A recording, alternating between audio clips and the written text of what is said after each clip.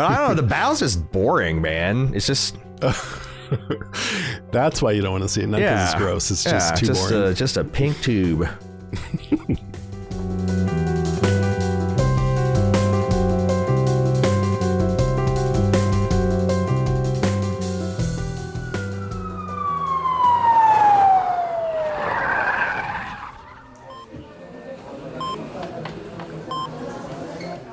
All right, Doc, first up, we got a baby Jane Doe, a.k.a. the super baby.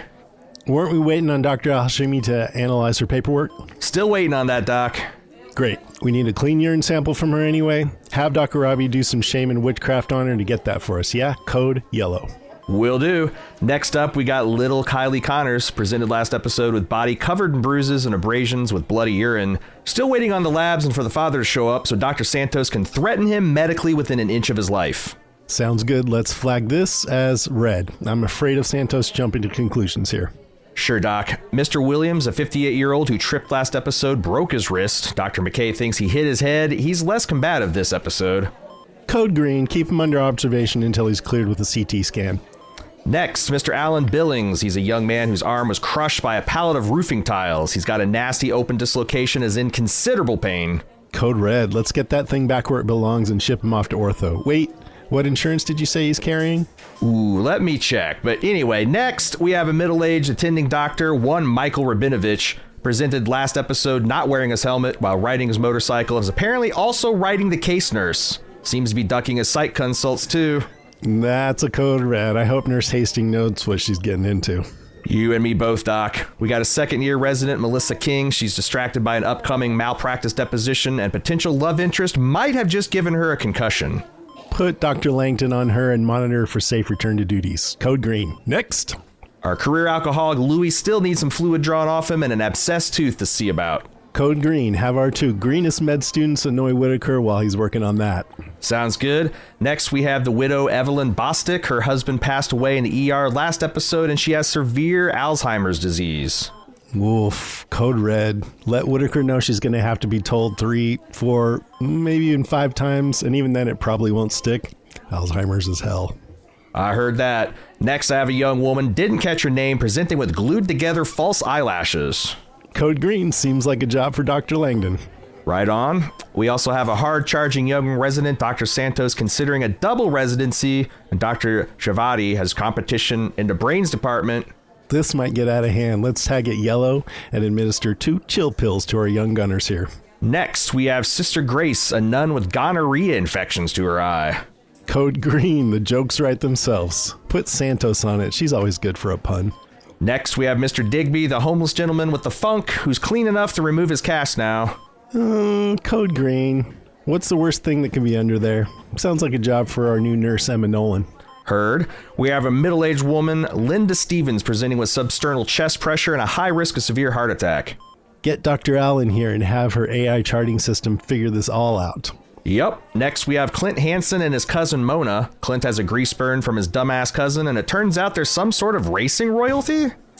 Okay, code green. And whatever you do, don't put Langdon in there, or he'll probably ask for autographs and free tickets or something. Gotcha. Next, Orlando Diaz. He collapsed and we can smell ketones on his breath. Code red, that could be serious. Let's get a blood sugar level on him and get Ogilvy and Javardi in there so they can spar with each other over who's got the biggest brain. Right. Barry Mitchell came in conscious and considerable respiratory arrest after attempting to eat a healthy breakfast. Code red, get him some ketamine and see if Dr. McKay is available to fish out something from the patient's throat. Have Robbie do something vague, non-standard, and potentially risky to irritate Dr. Al. Gotcha. We also have a Mr. Ian Randall who's presenting with what the medical textbooks refer to as an everlasting hog whopper. I think this might be the 18 centimeters of beef injection you ordered for Dr. McKay last episode. Well, that looks like way more than the dosage I called for. We're going to have to drain that bad boy and get it to messing before we do anything else. Code red, just because it's funny. Gotcha. Finally, the latest arrival, a combative college student who can't be tranked and seems to be screaming random numbers. Code yellow. Have Dr. Robbie take a look at him and have Dr. Al attend to annoy him with her procedural changes she's excited to institute in this department while he's on sabbatical. They only got 12 more hours to learn to be team players. Got it, Doc. Okay, people, let's move. Hello, everybody. Welcome to Into the Pit, the officially unofficial podcast for The Pit on HBO. We're talking about season 2, episode 2, 8 a.m. And you might have heard from our new attending doctor that Dr. Jim is still under the weather. He's got a severe case of flu. He's not dying or anything. Don't worry. He should be back to work tomorrow. But I had 2 podcasts to record today. And our old pal, Jason, from the Walking Dead cast, originally, of Podcastica that does everything now. This is one of our OG podcast buddies. It's been a long time, Jason. Welcome back to the podcast. Thank you so much. Yeah, I'm excited to be here talking about this great show, and I was glad to hear from you. Let's get it going on. Do you want to tell people a little bit about Podcaster before we begin, and maybe what you're most excited about covering right now? Yeah, so Podcastica is my network, and I have a podcast that I've been doing this season where I'm experimenting with putting a bunch of kind of similar shows on one podcast. It's called Wax Episodic, and we started with Alien Earth, which I thought was fantastic and brought me back to the Legion days that you and I did together. Oh yeah. So that was really cool. Then we moved on to Welcome to Derry and Pluribus, and right now we're doing Fallout on there, all in the Wax Episodic podcast. So some good stuff. That's awesome, because we didn't get around to Welcome to Derry. I know Jim was watching it, but it was it came out during a weird, and it seemed like everything came out this holiday, so we just had to make a choice. It turned out to be better than I thought it was going to be. I think that's the consensus. I've seen some clips and stuff on like TikTok and YouTube, and it looks good. I want to catch up with it before next season. Yeah, I think you might dig it. But we're also doing we changed the name of the Walking Dead cast to The Cast of Us, thinking that we would then become a Last of Us podcast. That didn't happen. We're still covering mostly Walking Dead stuff on there. And we started a rewatch 2 years ago. So we're 2 years into a rewatch. Wow. We're in the middle of season 5 right now. Yeah, I was joking with you before the podcast. It's going to be nice to talk blood and guts with you and not have it be about undead. I'm not sure which show I cringe at more. Season 3, the Pit zombie apocalypse. You know, they're gonna run out of the mass casualties and the info hacks, so they'll have to get crazy eventually. But yeah, I mean, on the bright side, if the patients die, they might just come back to life. What'd you think of this episode? I thought it was fantastic. There were some scenes that just made me want to close my eyes, and I think that's actually part of the appeal of this show. And I'm really digging it. I'm digging the show. I just started binging it maybe like 3 weeks ago, so I hadn't even seen a single episode before that. Wow. I did a similar thing. It is one of the things that every year we have like a Bald Move Awards, and we do this kind of like biggest miss. And I think the Pit was the consensus, maybe biggest miss of last year. So over the Christmas break, we committed to catching up to it. So I've got all this stuff. I'm pretty much like you, fresh into it, and ready to do a podcast on season 2. It's a great show. I thought this episode was funny. And it's just watchable. It's really good people watching. Like, like what is going on with Robbie and his new, like what's going on in them dodging site consults and trying to get out here on his motorcycle sabbatical. And it's interesting because it's the appeal. Like, this is such a big show, and you're trying to figure out, okay, why did this hit so hard? What is the appeal of it? And there's all these typical kinds of stories, like you're just talking about, the interpersonal relationships and the season-long arcs and the mysteries. But I feel like more than that, it's just that it's so dense and clinical, and it feels, like you said, people watching, like we're actually spying on a real hospital. I'm sure that it's way more intense and more crazy things and stuff, but it just feels like authenticity, Yeah. And I think that's appealing to people, especially when you're looking at something that's so personal and also maybe kind of embarrassing or disgusting. It's just kind of the car wreck that you can't look away from.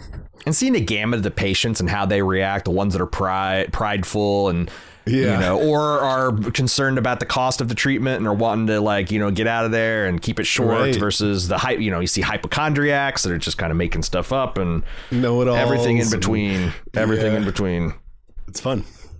Let's get into it. It's the second episode, 8 a.m. We've already helpfully triaged all of the cases. Let's start with our Reds. Little Kylie Connors. This, so like last season, Santos had the big arc where she busted this. I don't know if it's ever confirmed, but I think the audience and Santos certainly thought this father was abusing his daughter. And while he was coming out of sedation, she made some epic threats against him. Hope maybe to set him on, I don't know, scare him straight. Everything about this girl is saying that she has had something gruesome happen to her, but like every way she presents is the complete opposite of what I'd think a person in this position would be. There's no way this is just open and shut abuse case, or is that how you're leaning? Yeah, I'm kind of wondering if this is a story that's more about Santos, because clearly she's had some abuse and trauma in her past, and maybe she's gonna do something because she's gonna presume something and it's gonna be the wrong thing or something like that, you know. But I don't know. I mean, just as far as the girl, little Kylie, it reminds me of the storyline last season where this older woman brought her young employee in, this young woman, and it seemed like a trafficking case, right? Yeah. But then we didn't get to see anything more from that, and it felt like one of those open loops that just kills you because you want to know, but also great because it's more like real life, which the show is, where they don't get to find out a lot of these things. But I don't want that story to be one of these. I want to find out for sure what's up with this girl, you know. But I think it might be more about Santos than the girl, really. Yeah, and there's these competing narratives of trust your gut but don't jump to conclusions. You know, be a patient advocate, but also do it within legal cover and only do the things that you know, act on the things you know, not to suspect. And it feels like, I don't know. But the one theory I saw people mentioning is that, have you heard of the disorder where kids are born without the ability to feel pain? Yeah, I think I might have heard something about that. I know Coach Tony Dungy, the old Indianapolis Colts coach, one of his younger sons it's congenital insensitivity to pain, CIP, or congenital analgesia. And what happens is if you don't have the pain, sensor telling you just got a boo-boo, you're not as careful with your body, and you can have burns and cuts and scrapes, and it's really sad because a lot of these kids don't make it out of early childhood because it turns out pain is really useful to teaching you how to keep care. There's a reason for it. Yeah, to take care of yourself. But I feel like she's been to the hospital so many times. At other hospital, they would be in her charts that she had something like that. So that doesn't feel right. That's true. That's a good point. Yeah, I know. It's hard to know if there's misdirection going on here or not. And it seems like if I had to guess, I would say most likely there is, because if not, then it's too straightforward a story for this show. You know? Yeah. So I could see it being something like that. No one's suspecting the girlfriend, because that's another thing. Maybe it is the girlfriend. She's right. But on the other hand, this is going back like years. So, and she's only been in the girl's life for a couple months. The other thing about the non-pain insensitivity is people said that she didn't react when she had the needle jabbing into her, but I don't know. Pearl is a pro. You can get a little needle into a kid and not have them freak out about it. As a dad, I know that.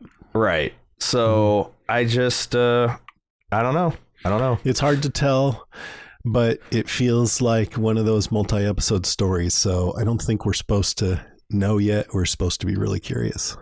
We got this new social worker, Dylan. He's got a little edgier. He's got like a Viking haircut.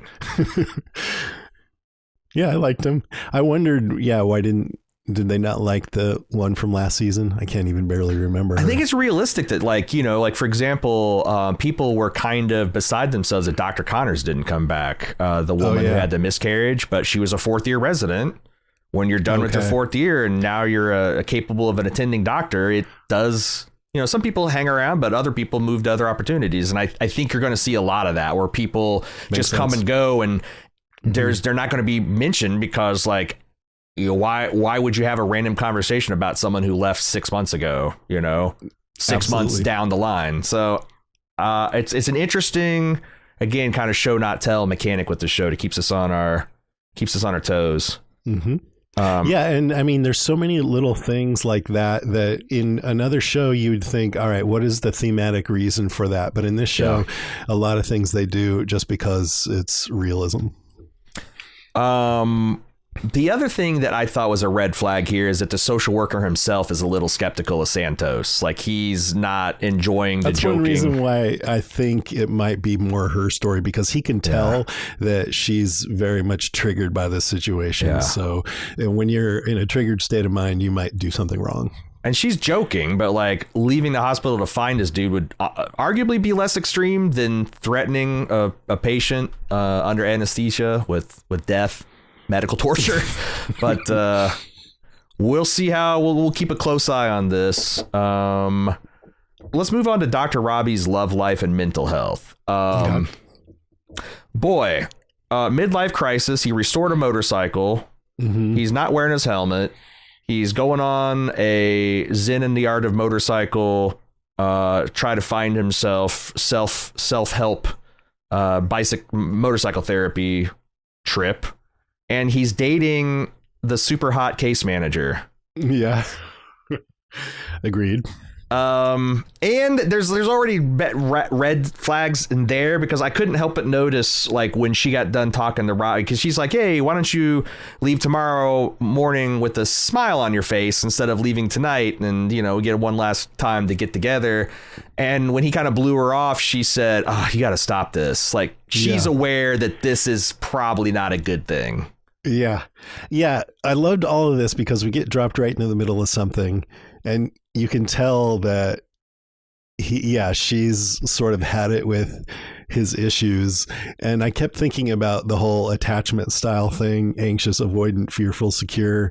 He seems pretty avoidant, and that's maybe why she's fed up. And then what I also loved is that, the charge nurse, what's her name? Dana, personal hero. Could just tell by their body language, and she didn't even need to say anything, just give her a stern look, you know. That's the biggest red flag, when Dana's like, you sure about that? You sure about she is rock solid in my opinion, and her questioning my life decisions would have me question my life decisions. But she's a big girl. She's a big girl. All right, fine. Just, I mean, what that meant when she said, okay, big girl, was like, all right, you go through it yourself, because you have to learn. Yeah, and we saw Dr. Caleb, who is another psychological or psychiatry attending doctor, and he's in a wheelchair, and he wheels up to Robbie, and he gives an unrelated update that we'll be talking about later in the episode. But he also seems like he's been pestering Robbie to kind of like, you need to come in and check in. Like, maybe it's been a professional suggestion, and is Robbie trying to like run out the clock here? Saved by the bell type of situation. I won't have to talk about my mental health because I'll be on my motorcycle. I just got to get through the next 10 hours.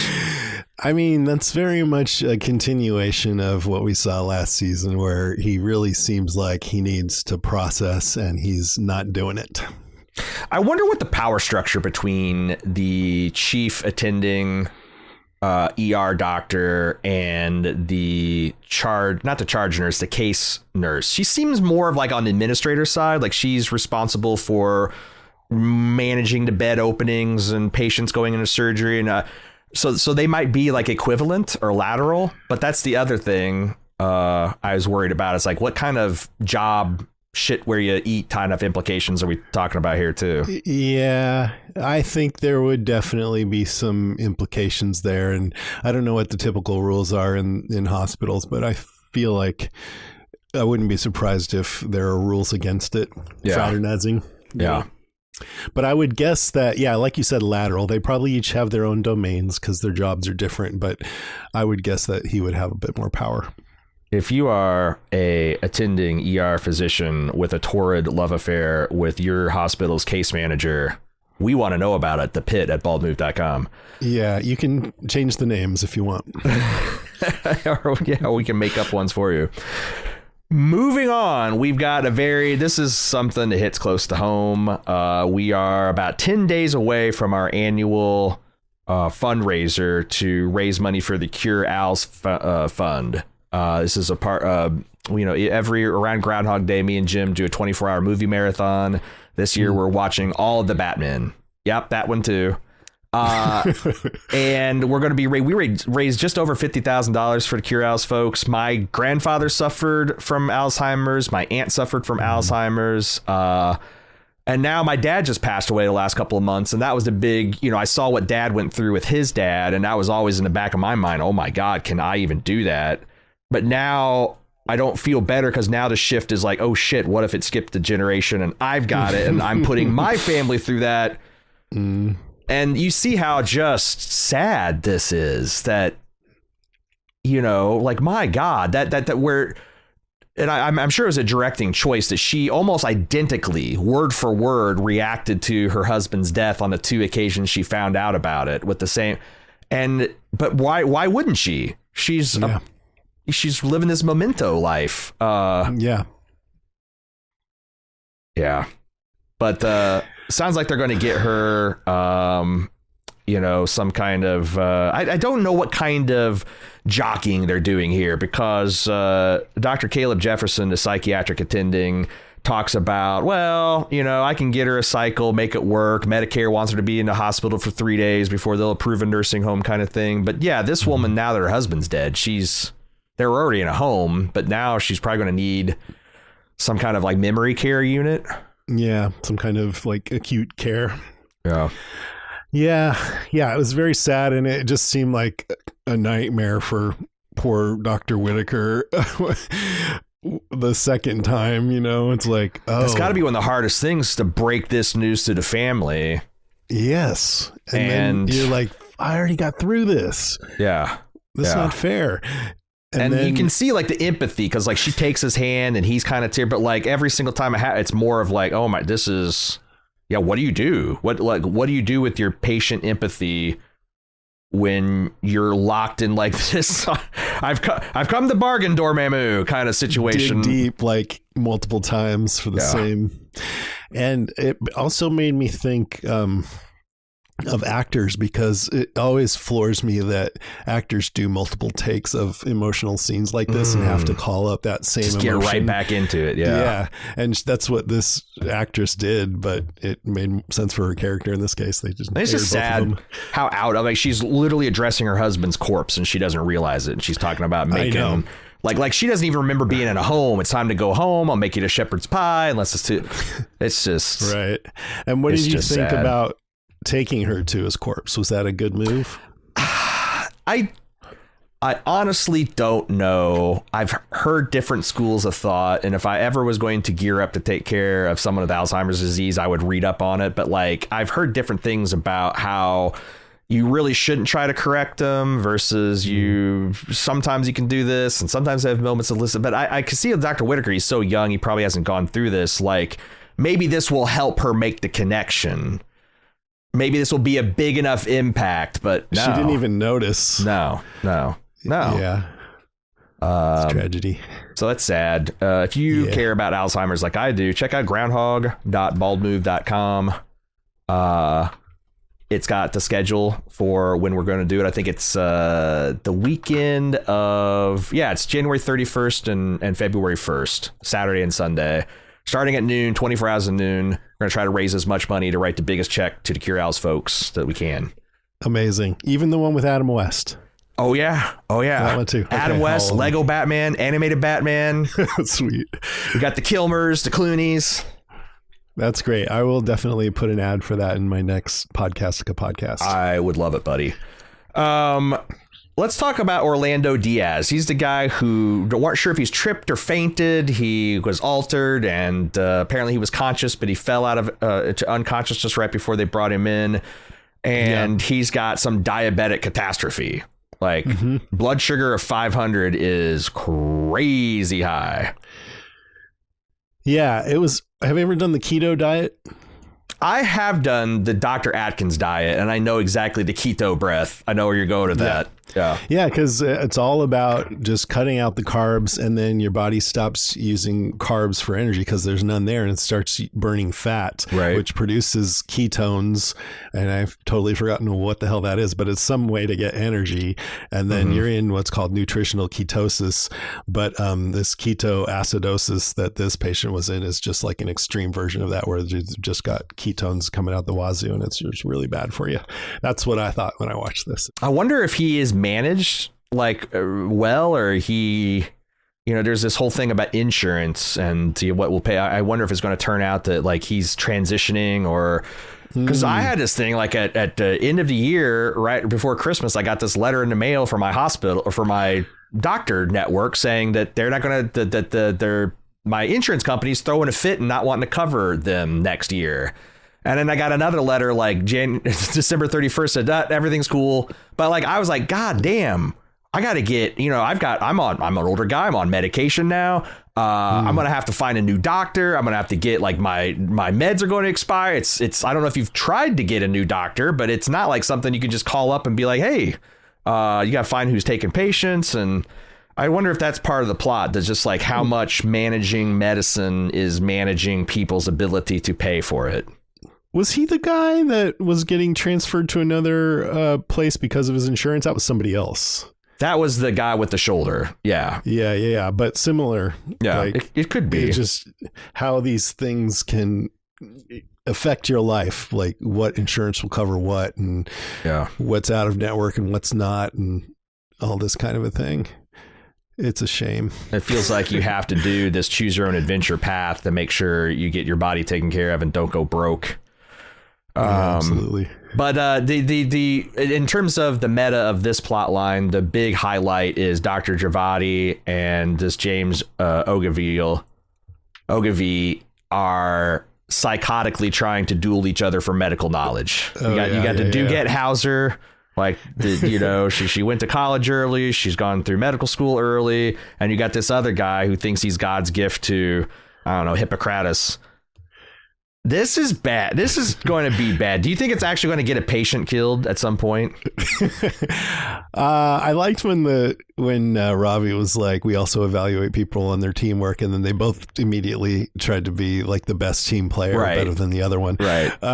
Yeah, I don't know. I mean, what really interested me about their dynamic is just this sort of, and a lot of other places in the show is this intellectual dick swinging vibe that happens in academia or any field where a lot of education is required. Right. And you just want to prove who's got the bigger brain. Yeah, there are stakes. But so, isn't it like bar trivia? Like someone might live or die based on getting the answer right or not. Right.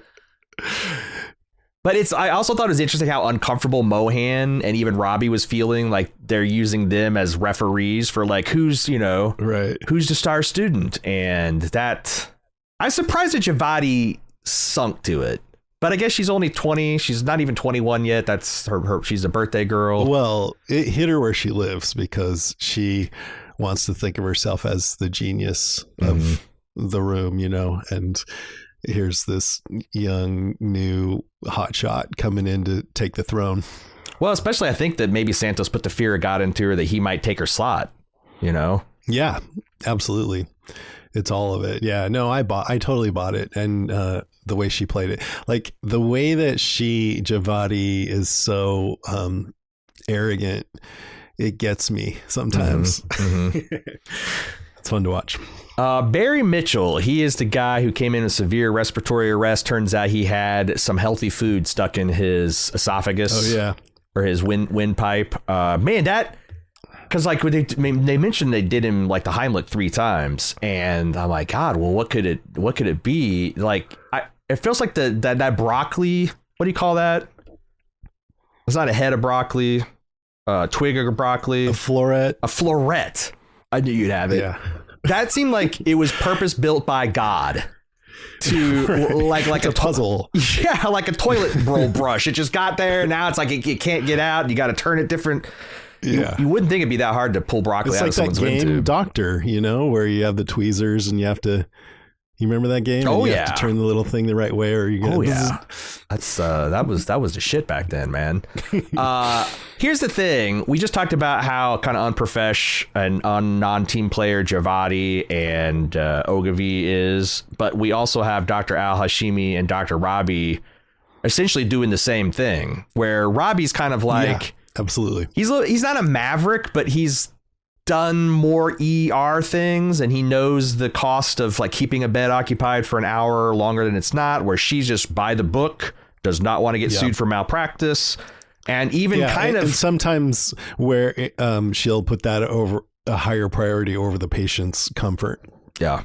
And I also thought it was kind of wild that she washes her hands of it. It's like, well, I just don't even want to be in this room if this is, I don't CYA. Yeah. I mean, this is a battle of philosophies, right? The old school patient focused, medicine versus how can we harness technology to make that even better? Mm-hmm. I mean, in this particular case, she wanted full like paralysis, sedation, right, and intubation. She said in case of subglottic stenosis, which I looked up, it's the narrowing of the airway in the throat, and which I read can actually be caused by intubation, which is where they stick a tube down your throat. And he wanted, I guess, a lighter anesthetic, ketamine, just in case it's something that he choked on, and that's it. And so he wouldn't have to subject a full paralytic him to that. Ketamine, I looked this up, that it is used for short procedures and emergency situations because it maintains heart rate, blood pressure, and airway reflexes so the patient can still protect their air. Whereas if you give them like a deeper sedation, that's why you have to intubate them, because they can't even breathe for themselves. They can't breathe. He said intubation and ventilation. Yeah. And he turned out to be right, but I wasn't clear. What if he was wrong? Right. I can't judge the stakes. I need an ER attending to be like, what do you think here? Because like, it seems like Robbie was vindicated. He certainly treated it that way. But on the other hand, like maybe intubating was the safe, because like, like how much of a risk was that? Was time a factor? You know?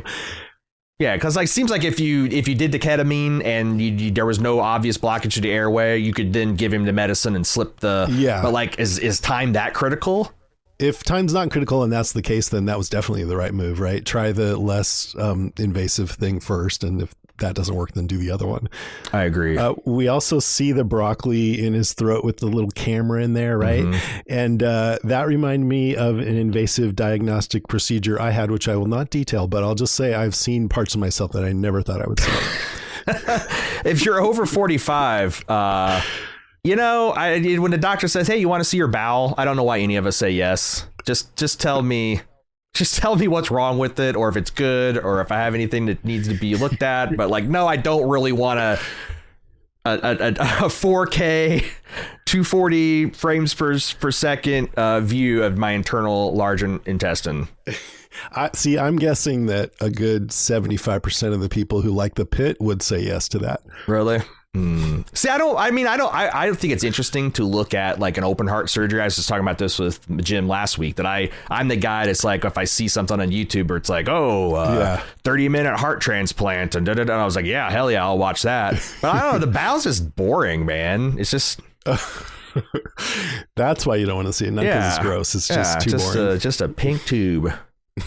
But it was good effects. Like I believed it. So he blames his wife being a Nazi. I think that's really funny too, that like he's trying to eat a healthy breakfast. He's like, you know what? I never choked on a sausage egg McMuffin. Yeah, that's great. Sausage egg McMuffin might be the greatest contribution America has made to culinary arts. Like, it's pretty good. That's what I'm saying. Yeah. This is a fun one. Mr. Ian Randall. He's the guy with the 20th anniversary donger he was wanting to celebrate with, and he got I think that's ballsy, because you always hear, like I've heard so many times it's very shafty that if you have an erection lasting longer than 4 hours, you need a medical emergency treatment. And I guess as a guy, I would, if that ever happened to me, I would take it seriously, because I'm like, what am I going to get, gangrene of the dick? That ain't going to work. Yeah, like King said, is that her name, right? Dr. King? Yeah. It can cause permanent erectile dysfunction. But he doubles up the dose, which is kind of already crazy, and waits for it to be 8 hours into the process before. I mean, I guess it's embarrassing, but at some point it's like, dude, what's more embarrassing? Your penis falling off, or going to medical professionals for them to care for you medically? Like, I mean, I think each person has like a gauge about how bad it has to get before they'll go to the doctor, right? And some people just won't go no matter what. That's true. And he looked really embarrassed. Yeah. Do you think that's the other thing is like, I wonder, this feels like the perfect, because like half the cases we don't hear back from, they're just presumably treated, gone. Yeah. I feel like this is a high possibility of being one of those cases, because like, where else can you go for it? Yeah. Like, he's actually. No, I think this case was more about this new nurse, Emma, nurse in training, who first saw maggots and then saw a 2-hour erection drainage procedure. Right. With massaging and compression, and how Santos is just like having a good time with it. And also Dr. King being distracted, that like, even while she's draining the blood from this guy's hog, she just cannot stop thinking about her deposition. She's like, I'm dicked. There was Dr. Al Hassani was kind of like a dick, because this is, we're taking these out of chronological order by our severity and interest in it, but Dr. King's is really nervous about this. Dr. Robbie did the whole, like, average once every 7 years. A physician's going to be sued. I've been sued 4 times. 90% of the times the doctor prevails. And then you go to Dr. Al, and she's like, well, I've never been sued. But this is where she kind of goes and plays the good cop, where she's like, I haven't been sued, but I have a lot of colleagues that have. And more importantly, because they have a long history of working together at the local VA, the Pittsburgh Veterans Administration Hospital. I know the quality of your medical work and how thorough you are. So the idea of you'd made some kind of crucial mistake, especially since that's the other thing is like, when we're talking about Javati and whether she should do something or if it's life or death, like all these people are under the supervision of actual doctors. So like how a junior attending can even be named in a lawsuit seems crazy to me. I don't know how it works, but I know that's true because my wife's a doctor and her sister is an ER doc, and they've talked about that a lot, that they're worried about lawsuits all the time. They probably are. And it's also like, how can you be perfect day in and day out? How can you never make a medical mistake? How can you never have a bad call in judgment? I guess that's why you have malpractice insurance. Yeah, that's right. Lifesaver. It was pretty shocking to see a full-blown erection on screen, but of course context matters, right? And I felt like as they started doing their procedure and just kept on the camera on it for a pretty shocking amount of time, that I was starting to feel like I think doctors and nurses do, where they just get used to stuff like this. And it felt much more just like any other medical procedure after a while, pretty much. I mean, it's like a butcher slaughtering a lamb, at some point it's just meat, right? Right. And I think, and the guy wasn't saying anything, but according to ChatGPT, it's a local anesthetic and he would be conscious. But if he is laying there conscious, feeling really embarrassed, I think it would help that the doctors have this sort of blasé, I've seen it all attitude. Yeah. I know when I've gone to the emergency room for other things, I'm glad to have that feeling like, don't worry about it. Some professionalism, some perspective. Yeah, for sure. But that is, I think, going to be it for Mr. Ian Randall. I made a joke because like they had the whole Dr. McKay being horny, needing to get laid plot. And I thought it's just like, it's just as a joke, me and Jim on our presenting skit last week, we said prescribed her 18 centimeters of beef, 18 centimeter beef injection. And this guy, I think, was packing over that. That thing was pretty impressive. And I do like, because that's something I think me and Jim said 5 years ago. It's like, that's the thing you never see on TV. You hardly ever see a male penis. You never see an erect male penis. But like, never. I feel like HBO is really pioneering in that regard between like Righteous Gemstones. I don't know if you watch that, but like, no, I need to get on Walton that. Goggins is hanging hog in that show. And in this show last season there was some guy peeing all over everybody. True, the Kraken, right? The Kraken. We are now going to bring ourselves to the yellow, the less critical, the less important to the plot. And our first up is the I like that they've coined her the super baby, because this is like, the weird thing about this baby is this is not the kind of baby that gets abandoned. It's in good health. It's hydrated. It's been well nutritioned. It seems happy, well adjusted, clean clothes.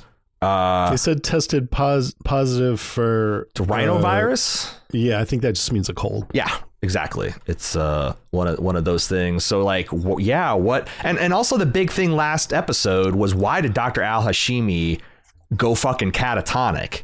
Right. Like, was that?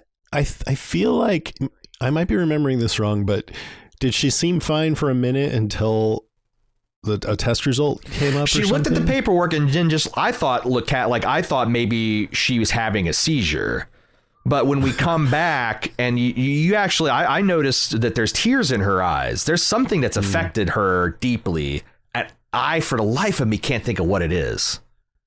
My suspicion is that's her baby and she left it there. Are you fucking go? I was like, that would be a wild thing to do. I was keeping you on your toes. How good are you on super baby protocols? Yeah. Yeah. No, there's something in her past. But I was like, is she having a seizure? Is she seeing something devastating on the child's chart? Is there some deeply sad, profound connection to her character? Well, we're not going to know because she's keeping this pretty close to her chest. I would bet we do find out what that's about by the end of the season. And that's the thing. It's like, if there was something devastating in her chart work, you'd think Robbie or Santos or King or somebody would have mentioned it. Like, it's yeah, that's a good point. Yeah, because I just presumed maybe she lost a baby or something. But if it was particularly something in the chart work that triggered it, what's up with that? I don't get it. We see them more butting heads where she's wanting to do the standard thing. You cath a baby to get a clean sample. And he's like, do you really want to cath a baby?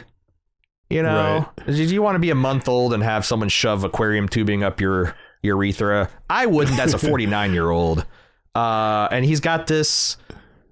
there's this weird kind of witch doctor thing where he rubs a cold piece of gauze on her pre-pubic area, and it's like the opposite of sticking your hand in a warm bowl of water when you're asleep, but it works the same. You evacuate your bladder. I'll try it and let you know. My favorite was when she said, if she pees, it's likely to be contaminated, and he goes, not according to the British Medical Journal. They did the research. So funny.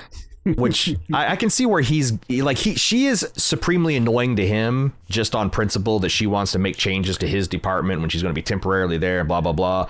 But also Robbie seems like a borderline maniac to her, who's used to doing things a little bit more orderly. Like maybe have a gunshot wound come in to the VA once a month or something. But this kind of constant go, I don't think she's familiar with.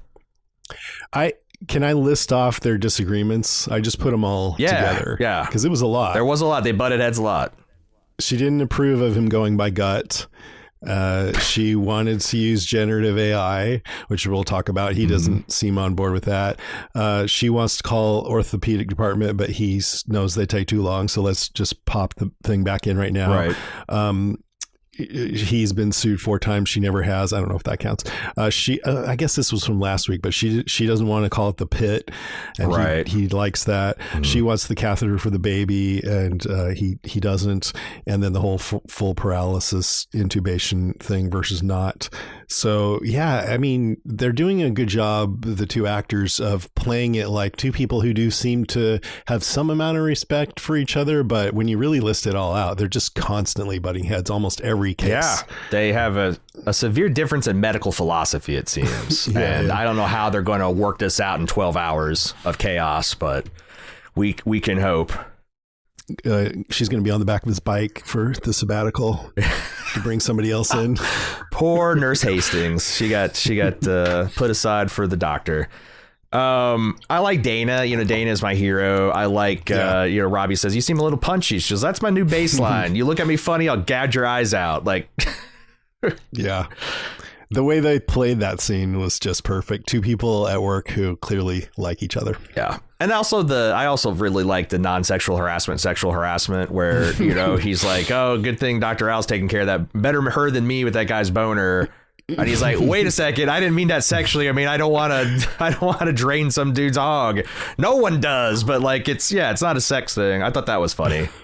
He caught it quick, and that sort of like, you can't let something like that go in these days in this environment. That's what she said.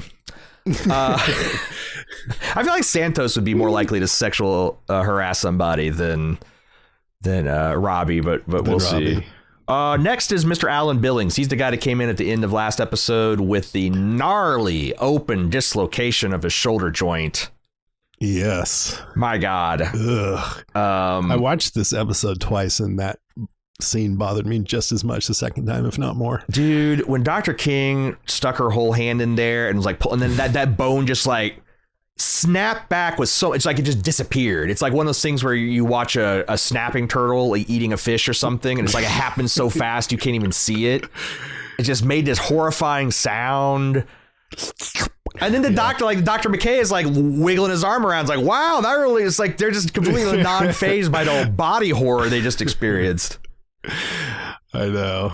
I get I think there's some sadistic glee as they're filming all this too. Yeah. This is where I feel like there's something similar to watching The Walking Dead, something they're tapping into. They're taking bets on which part is going to make the the audience lose their lunch this week. Mm-hmm. And then the name for this seemed like a better name for the other one, Luxio Erecta. True, the Harry Potter spell. It's also the other things like Dr. Garcia. She's like, oh, the ortho should be handling this. And if I'm looking for clues about who's right or wrong, the fact that Dr. Garcia is also on this lady's bad side, who also doesn't seem to have any love for Robbie. Like, she's pretty prickly too. Like when she's like, this should be happening in the OR. Garcia's like, I am the OR. And she's yanking on this guy's arm. Love the energy. Who do you like between Dr. Robbie and Dr. Al-Hashi or whatever her name is? Which one do you think is more right?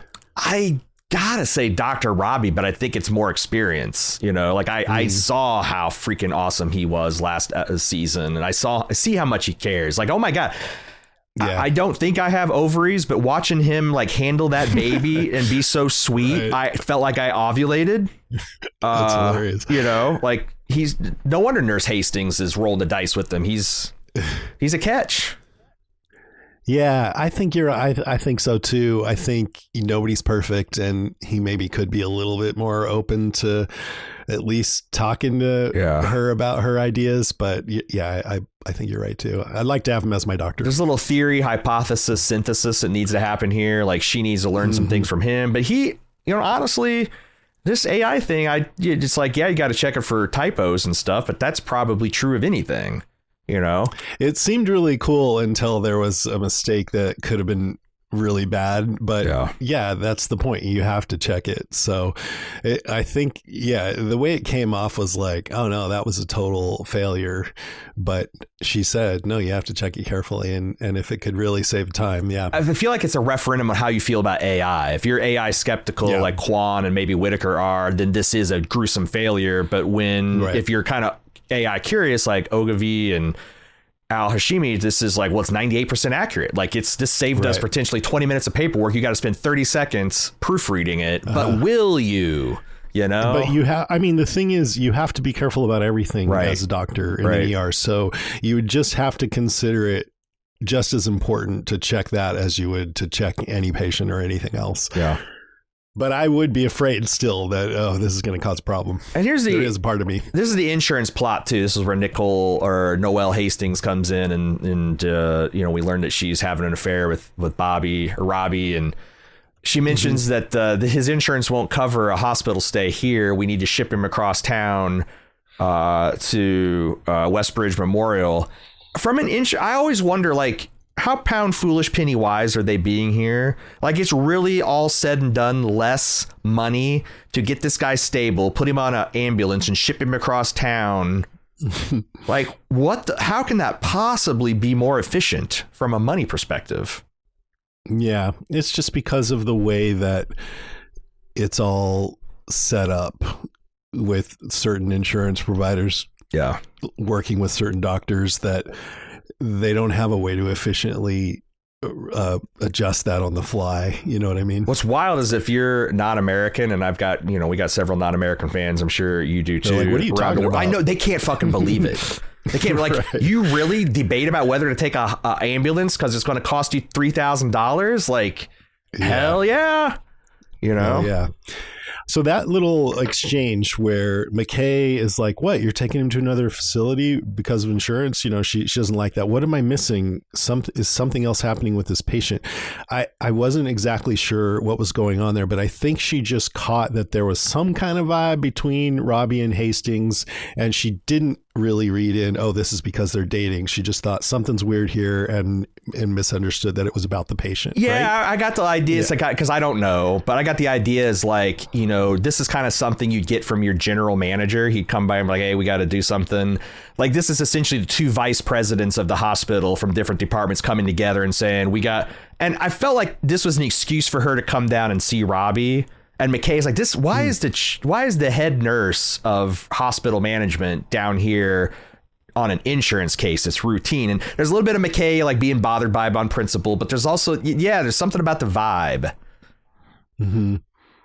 Like she was real. She just thought, yeah, there's something you guys aren't telling me here, but she thought it was about the patient. Didn't realize that it's that they're hanging out. Yeah. Another yellow is Dr. Santos considering double residency / Javati has competition. I believe in around season 3 or 4 of ER, Noah Wiley did a double residency in the ER and pediatric surgery, I think. And it was always portrayed as like just a monumental commitment and so much stress and strain. But I feel like Santos could do it. She's about this life. And maybe that's more important than being smart. The fact that you're just like, I live for this shit. Yeah, it's important. Yeah, for sure. You need the drive. Like with podcasting, you don't really need the smarts, but you need the drive. True. Because otherwise you just stay in bed and watch TV all day and not do the thing that gets you paid. I liked that. So this guy Ogilvy trying to prove his intelligence and everything, I wasn't quite as bothered by him as the other characters seemed to be, but I did get some satisfaction when he was wrong about one thing that was really important, that Javati pointed out could be fatal. Actually, that's no longer considered. She's they're gunning for each other, man. I also love the ruminating on the nicknames that they all have got, like Crash and Huckleberry, and the fact that like Whitaker never even considered a Huckleberry could be a shitty. Which I mean, there's definitely a hayseed kind of connotation, but it's also, I think they're both shitty nicknames. Really? Crash and Huckleberry, you don't want to be called. Crash, I think, is cool. Huckleberry is cool if you get it from like the Tombstone, I'm your Huckleberry. Yeah, Val Kilmer, Doc Holliday way, but otherwise it's right. You're just saying he's a corn pone. Exactly, and Crash is cool until you find out where it came from. Right, she fainted at her first sign of blood as a doctor, as a medical student. And then I like that this other colleague of theirs, what do you call it, attending? I don't know, what is it, intern? I don't know, but Joy, the one who was like looking at her phone while they were trying to teach her in the middle of, she was kind of there just for contrast with all these geniuses around, and here's kind of below average. What's her why is she so blasé about this? Like, I get it that like James is a gunner, but she's like what would you, a slummer? Like she's just like, not paying attention to everything. She doesn't care about getting in there. I mean, I maybe she's passionate about medicine. I don't know, but like, I'm not seeing it.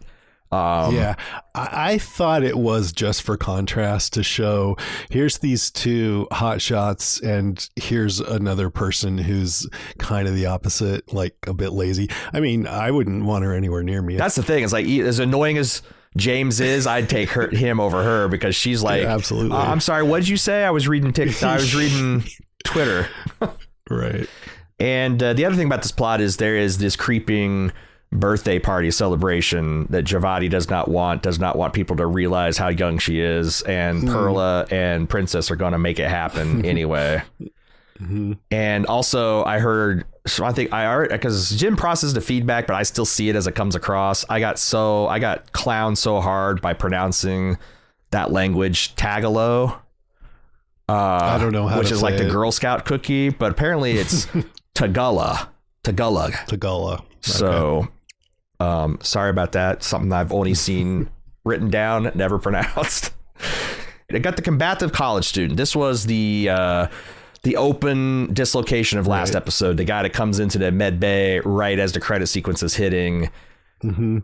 There, I did some digging into his ravings, and there's some interesting stuff. I found out. What's he saying?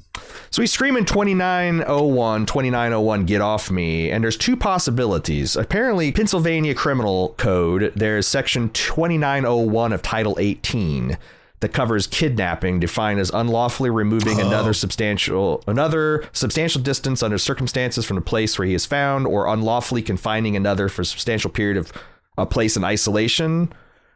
I wonder if this is like a hazing thing gone wrong, and he is whacked out and thinking that he's being medically abducted. But yeah, he knows the law. At the federal level, the Senate Bill 2901 is the Stop Campus Hazing Act, requires colleges and universities to detail hazing incidents in security reports and develop and distribute policies to prevent hazing. So like, I'm thinking, yeah, he's either in an altered state and doesn't understand what's happening to him, because, you know, like an ambulance coming up and taking you away and drugging you and putting you in a hospital could be seen, if you're altered, as I'm being kidnapped, I'm being held, I'm strapped down against my will. But he's out of his mind. Yeah. But which of those two possibilities? And it could be neither, because, you know, it could be both. It could be both. Yeah. Right. I don't know. Just that they made the point of saying he's a college kid makes me think if it's one of those two, it's maybe more likely to be the hazing one. Yeah. But like, what kid knows, citing chapter and verse, that like 2901, you guys paddled me way too hard with that paddle. he'd be more likely to know a penal code. Yeah. As a college kid, I would say.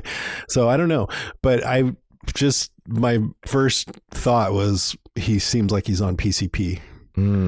Yeah. Right. Just like, I don't know. Because like, yeah, 5 units, milligrams of midazolam. Apparently I looked at that should put him out. That should calm him down, and it's not Plus even being tased. I mean, he got tased too. Yeah, he's jacked with so adrenaline. PCP seems like if it's any drug, that would be a likely candidate. This is another butt heads with Dr. Robbie and Dr. Al, because she's trying to use any opportunity she can to get, you know, his feedback on her proposals, and he hasn't even read them. And I like that she's like, that statistic doesn't sound right. And he's like, well, I got to study. And he's like, of course. Because I am bothered a little bit that he's not engaging with what she's saying. Like, yeah. And then his point here, and when the guy comes in raging, and he's like, okay, I forget what he said, but it was like, see, I don't have time for your bullshit. Yeah, you got any more ideas to how we can improve this situation? It's like, I don't know. In principle, and for just personal show loyalty, I'm on Dr. Robbie's side, but like, I am definitely seeing where he's going a little too far in this grudge he's holding against, which he's brought it on himself. Like, he's the one that decided to take a 3 or 4 month motorcycle sabbatical. What do you think? That no one's going to watch, that Langdon is going to come back from exile and handle all this? Like, yeah, come on, man, be an adult, be a grown up.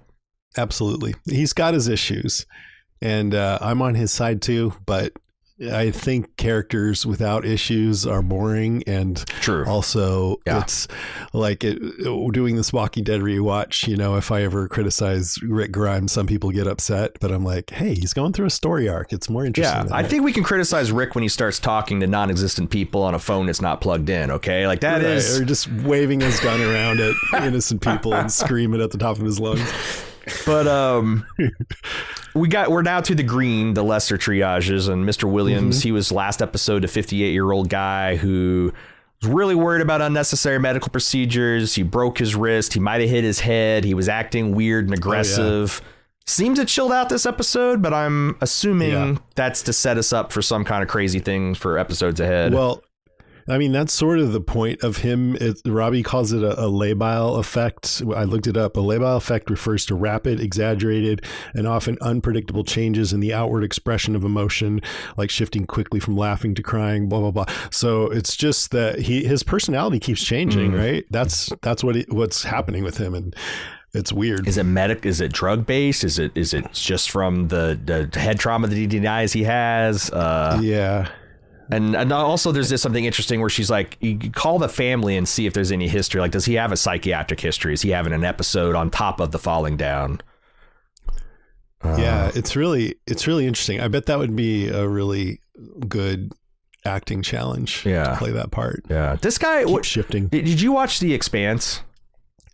I did not. That's another thing I need to get around to. Well, you got to really. I watched like the first episode and I wasn't into it, and then I heard, no, you got to watch a few. I think this guy played like one of the lesser Earth functionaries that gets big dicked politically in like season 2 or 3. I've seen him somewhere before.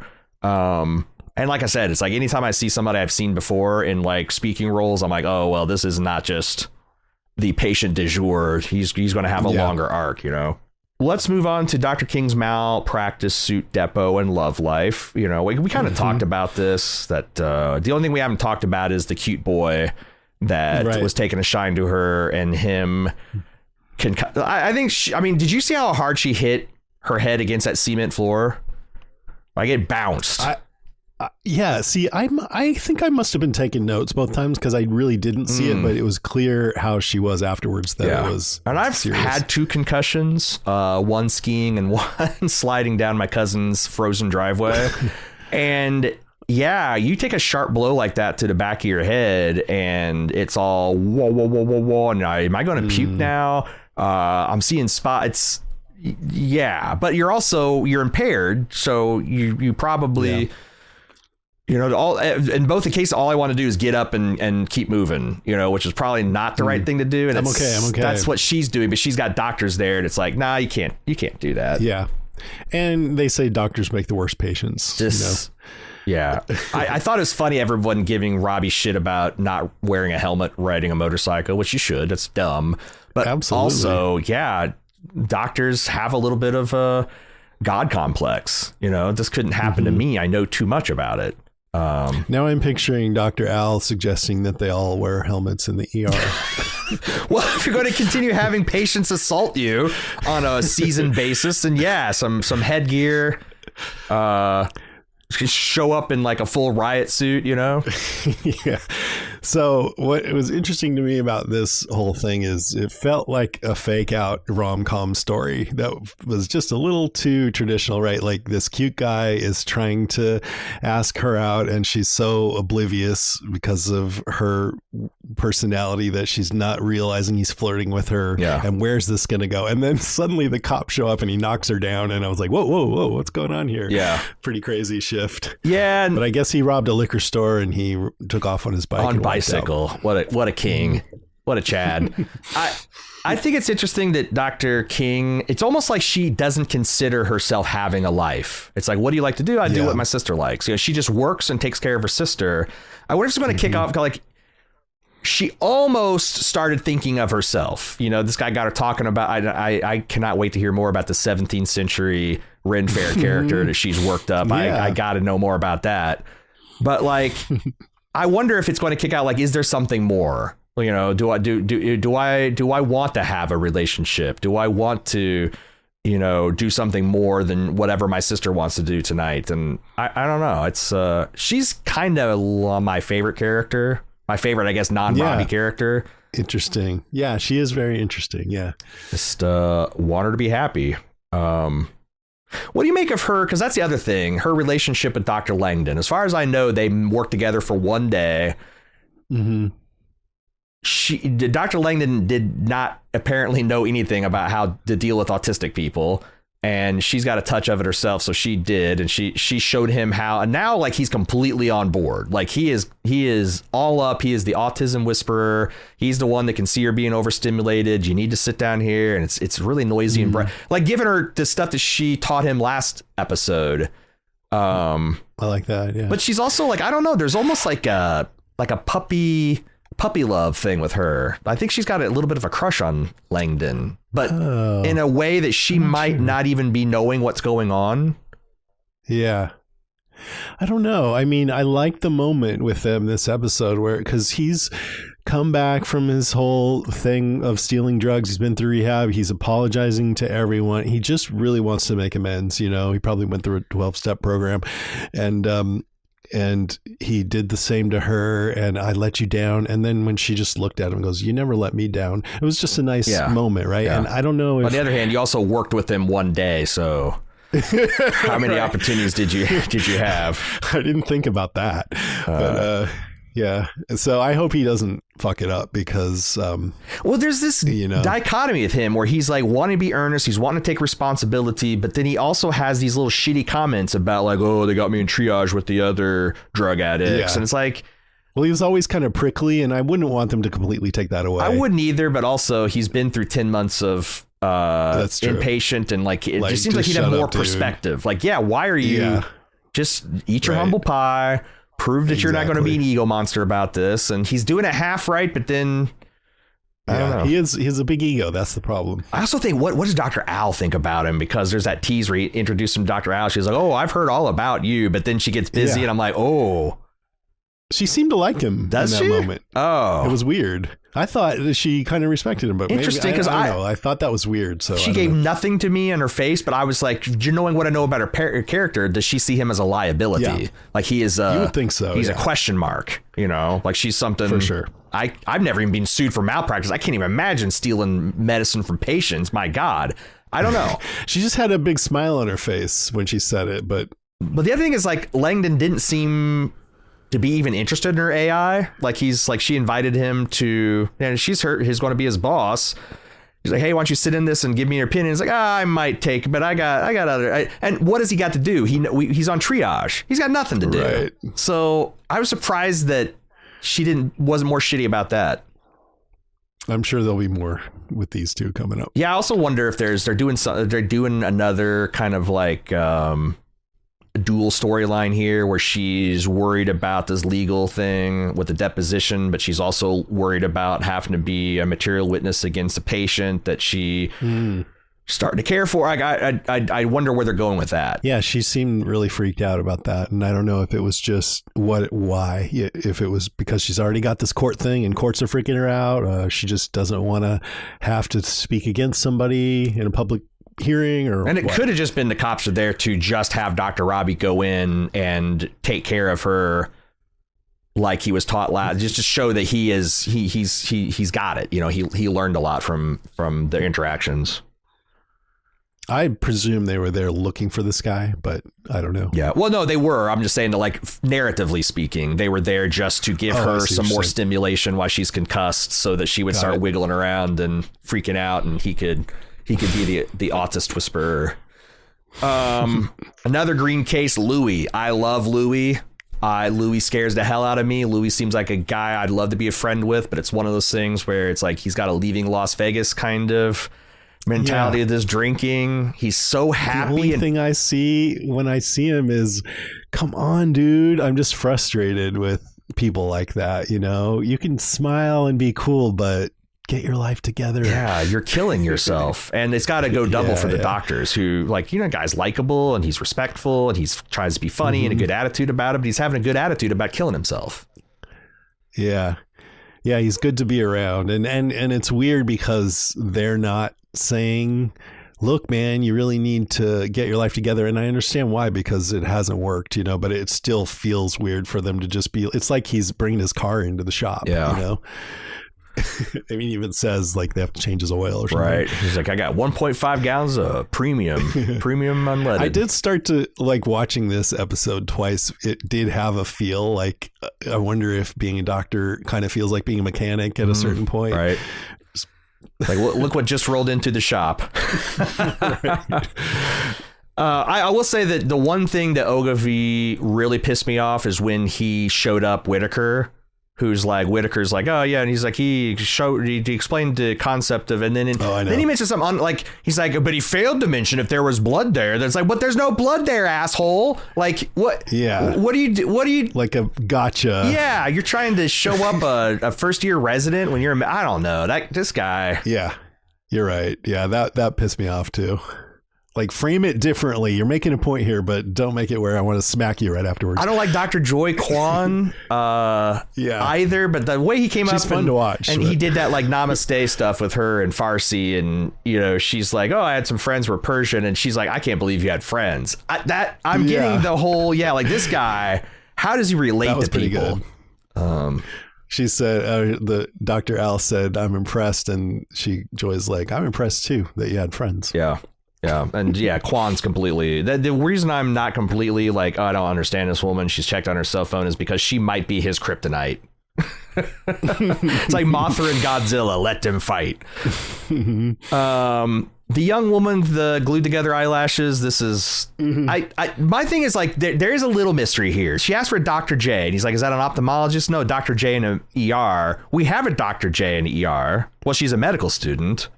Did she want to see Javadi for some reason? And what would that even mean? Why would she turn down Dr. Dreamboat is what I'm wondering. Langdon didn't seem to register that. He just said no. Yeah. There isn't one here. But that he might just be like, I'm just my first day back. I'm not getting handed off to a medical student. Okay. It seemed like he didn't know what she was talking about, but does he not remember it about because that's the thing. It's like maybe he doesn't. He didn't work with her very closely that day, and it's been 10 months. So. Yeah, I don't understand, what that was all about, but I thought it was funny, and this is making me want to ask my sister-in-law if shit like this happens and how often. Is she an ER nurse or? She's a doctor. Yeah, a doctor. Wow. Mm-hmm. Yeah. She want to do some podcast interviews because like I just say it's like, man, I wish I had. I don't have anybody in my immediate. I know we got fans that are doctors and stuff, but it's because one of our hosts is a nurse and she loves this show, so you might want to. I don't know. I might maybe. It seems like the rare show where both the lay people and the professionals both respect what they're doing, because usually it's like if you're approaching to every man, it's going to be so dumbed down that the professionals are like, oh, this is stupid. Oh, this is stupid. This never happens. This like, nah, it's very realistic from what I can tell. Yeah, and that's what I've been hearing too, that medical professionals seem to say that, it's heightened and everything and a little bit more compacted as far as how many cases come in. But they say it's the most realistic medical show they've ever seen. Do you think Sister Grace, the nun with the gonorrhea eyes, that's got to be worse than Betty Davis eyes. Is she there just for comic relief? Is she there just for Santos to hit the immaculate infection, out the park, or it's just to show that like Mohan cares? Like, hey, I'll set you up you're a first line responder essentially. I'll set you up with some gloves if the Lord Christ Jesus can't help you out with that. I don't know, because when you hear that a nun has gonorrhea, you're hoping for a good, juicy story. And then what it ended up being was really boring. Yeah. And tragic that she's like trying to do good things. She's helping people with that do have gonorrhea infections. And I don't know if she's rubbing her underwear in her face or what, but that's the other thing. Because I thought that there was going to be something juicy. And absolutely. And I was also disappointed, like Santos was disappointed in Javadi and Evans that they wouldn't joke about it. And so was I. I was too. I could have gone around for another 30, 60 seconds workshopping nun jokes. So I don't know. Yeah, maybe there'll be something more that opens that up, because I didn't see much of a point in this episode. It's kind of interesting, but. Yeah, we next have... Mr. Digby, who's the homeless man with the funk last episode, needs his cast off. I don't know if you knew this, but he's played by Charles Baker. He's the guy who played Skinny Pete on Breaking Bad. No, cool, I did not catch that. Yeah, he's great. And this is the scene where I had to look away. Because I'm like, when they're starting to cut the fresh, like, man, that skin looks nasty. Is his arm going to be necrotic under there? And then when it came and they get the retractor, and it's just these big, fat, honking maggots. Yeah. He's talking about how itchy it was. Like, no. I kind of thought this is what it was going to be because someone close to me had something similar recently. Oh my God. Yeah. And it's awful. And I just looked it up after that happened just a couple of weeks ago, actually. And there's a thing called, I mean, you are listening to a podcast about this show, so you're just going to hear gross shit, but it's called maggot debridement therapy. Yeah, I've heard of that. Yeah, so they actually use like medical maggots for certain wounds that are sterile, and they clean it out. But wild maggots are not sterile, and they can carry bacteria, and it's just nasty. I was gonna say, does that mean he was getting like state-of-the-art medical care underneath that cash? Like they were debriding his skin, but you're right, they're not sterile. Nope. And I guess they freeze them off, which I would have liked to have seen that. If you're going to show it, why not just show the whole thing? It seems unnecessary. Why do you why don't you just take tweezers? I don't think they're like leeches where they're like sucked on there, or ticks, but I don't know. Yeah, deleted scene is just like a half an hour of tweezing the maggots. Take him to the zoo and you put him into big ape enclosure, and they'll just groom him. Done. Dana and the new nurse Emma, like I think they're that the old grizzled vet versus the wide-eyed, like I can't believe in one day I'm seeing a maggot infested arm, a penis that has to be vampirically drained. Like it is like I had to hose this guy down and he smelled like the funk of 50,000 years. Yeah. She's I just love Dana. And then we have Linda Stevens. She is a lady in middle age complaining of substernal chest pressure, and she's a high risk of asTMI, which is a segment elevation myocardial infarction, which is a severe type of heart attack caused by the complete blockage of your coronary artery. So she's got the pain. Clinically, she's not presenting this way, but until they do like the EKG and do the blood marker work, they're probably not going to know. Did you catch that this lady might be limited in some way? Either she's hard of hearing or she's got a learning disability, but it's affecting the way she's talking. Yeah. And I think the main purpose of this scene was just to show the generative AI at work. I think that's what it was all about. Yeah, you could be right. Right. I don't know.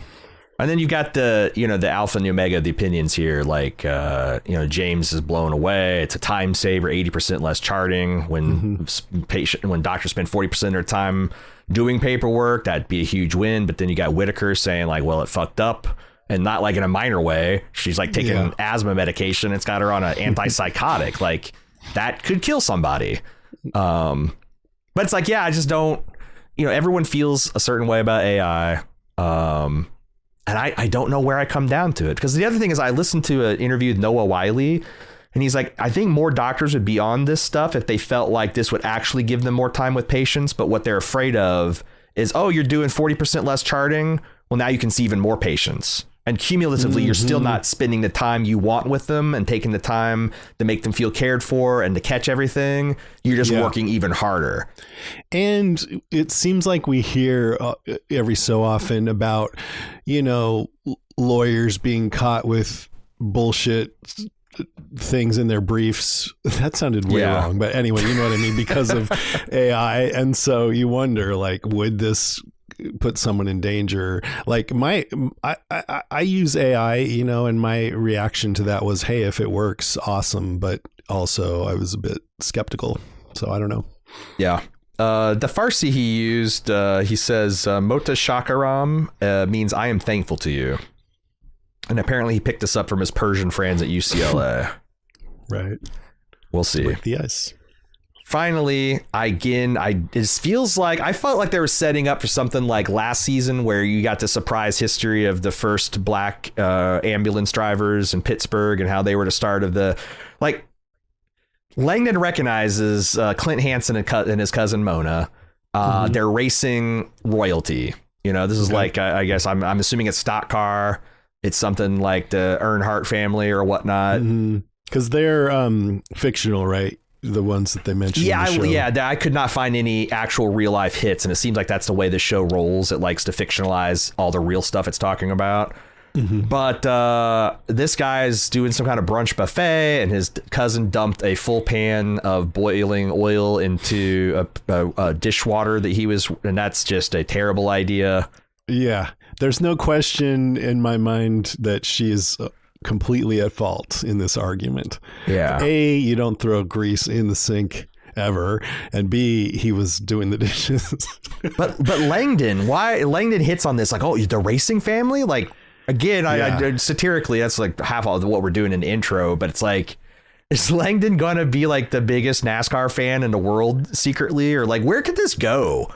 I didn't know. It's a relatively minor injury. They're entertaining people. I like Donnie being like, he doesn't want, when he takes over with the giant erection, he's like, hey, would you take care of the Hansons? He's like, rather not, because they're a lot.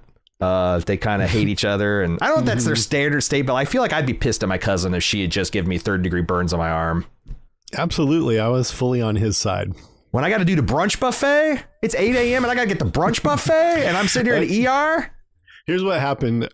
So I watched this not knowing, you hadn't asked me to do the podcast yet. So I don't watch as closely when I don't podcast. So I just heard arguing couple, and then I watched it again and thought, oh, she's wrong and he's right. Well, depending on where they come from, maybe they are cousin couples. Like it could be. I've heard of weirder things going on. And I think we've cleared the cases. That's a lot, man. This show is so many. I'm ready for a break. I am. Yeah, let's go get beers in the parking lot. Jason, I am thankful for you coming to the rescue and coming in on your off shift to fill in for Dr. Jimothy. Hey, I'm gunning for his position. You're gunning for his position. No, I'm not. But thank you so much. Just for old time's sake, I don't know if you want me, because I might be toxic to your audience, but I kind of do miss The Walking Dead. Are you current on like Book of Daryl? And because we've done it all. I was current on everything until we made the decision. We were going to cover Book of Daryl and then dropped last? We're like, it's probably a better bet. The Negan one. Yeah, I kind of miss. Well, I didn't see the Book of Carol. I didn't see part 2 of that. Yeah. But I kind of want. I kind of miss talking about The Walking Dead. So what we're doing is we're going episode by episode from the beginning. And where are you at now? We're like towards the end of season 5, where Rick's become the sheriff of Alexandria, where they first got there, and we're with full spoilers and knowledge of everything that happened. So just kind of a different take once you've seen it all and know what the arcs are and everything.